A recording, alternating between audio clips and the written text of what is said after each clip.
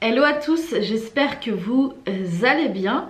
De mon côté, ça va super bien. C'est vrai que je suis moins présente sur les vidéos ou encore sur les réseaux sociaux. Pourquoi?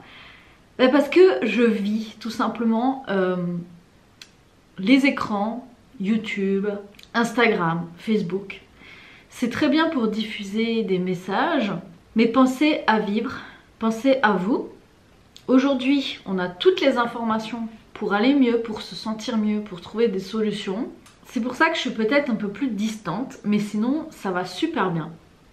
J'aimerais vous parler aujourd'hui d'ancrage, parce que quand on a plusieurs épreuves dans notre vie qui nous chamboulent, c'est important de revenir à un état neutre et de se sentir solide, enraciné, d'où ce qu'on parle de l'ancrage. Et encore plus aujourd'hui, avec toute l'actualité, avec tout ce qui se passe, peut-être que vous êtes impacté, peut-être que vous manquez d'énergie, peut-être que c'est pas très facile pour vous en ce moment.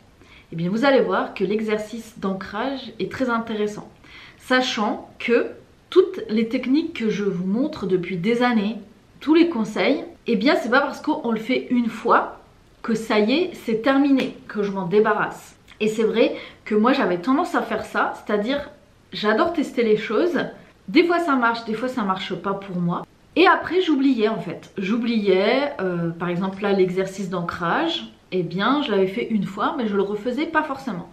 Sauf que aujourd'hui c'est très important de s'écouter, d'avoir ses ressentis et aussi d'avoir une certaine discipline pour se sentir bien, pour aller bien. Parce qu'on peut être vite submergé par tout ce qui se passe ou même par notre quotidien tout simplement. C'est très important de se faire de la place. Et l'ancrage permet de garder les pieds sur terre. Nous sommes dans un monde matériel. Si nous sommes en ce moment sur terre pour vivre des choses, ce n'est pas pour rien.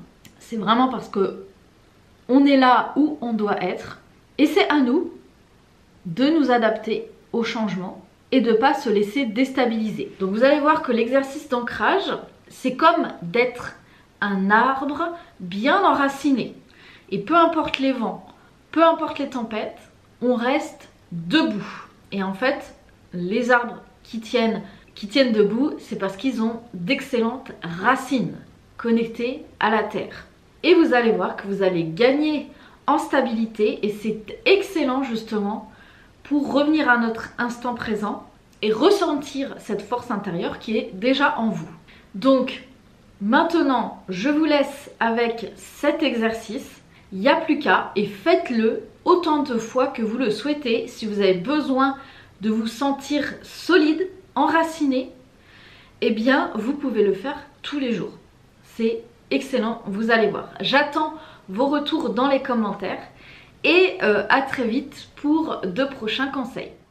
Protocole 14, mise au neutre, enracinement, ancrage.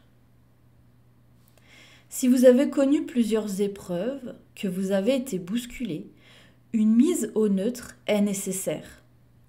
En imaginant que vous êtes un arbre, vous allez vous enraciner et regagner en stabilité. Étape numéro 1. Mettez-vous debout, les pieds parallèles et légèrement écartés. Pour les personnes en fauteuil roulant, imaginez que vous êtes debout. Étape numéro 2. Choisissez l'arbre avec lequel vous allez vous relier en pensée. Celui de votre jardin, d'un parc, de votre enfance ou d'une forêt. Il doit être droit car les arbres qui se tordent poussent à l'aplomb de perturbations telluriques. Autant ne pas prendre cette énergie. Étape numéro 3.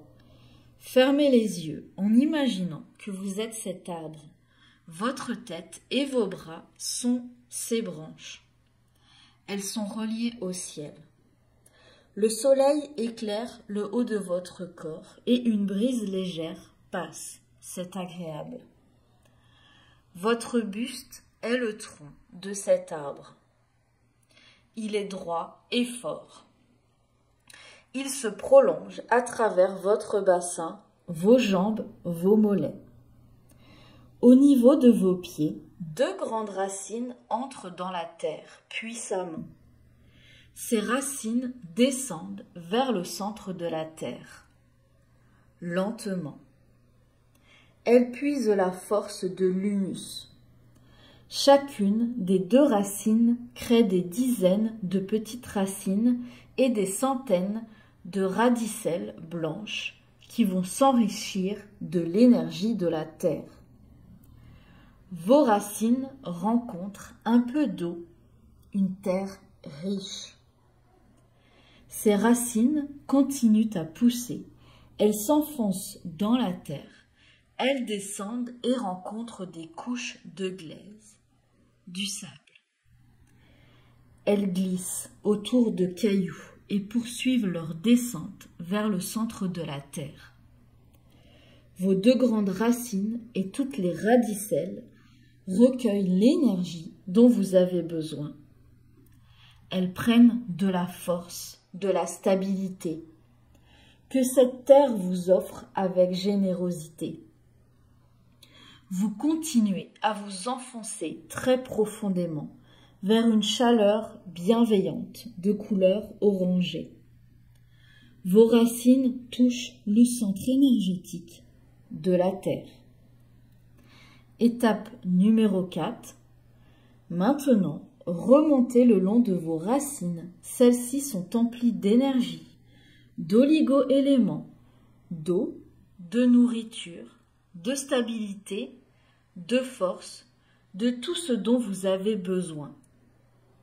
Remontez lentement le long de vos racines, de vos radicelles, et sentez la puissance qu'elles ont en elles. Remontez doucement, continuez de remonter avec ce substrat et cette énergie bénéfique. Cette stabilité est en vous. Et enfin, étape numéro 5, jusqu'à arriver sous la plante des pieds, de vos pieds. Accueillez la sensation. Continuez de remonter l'énergie dans vos mollets, vos genoux, vos jambes, jusqu'au bassin. Stockez cette énergie au niveau du nombril, votre centre de gravité. Vous êtes ainsi relié au centre de la terre par vos racines et au ciel par vos branches dans un alignement parfait. Ouvrez les yeux et remerciez l'arbre.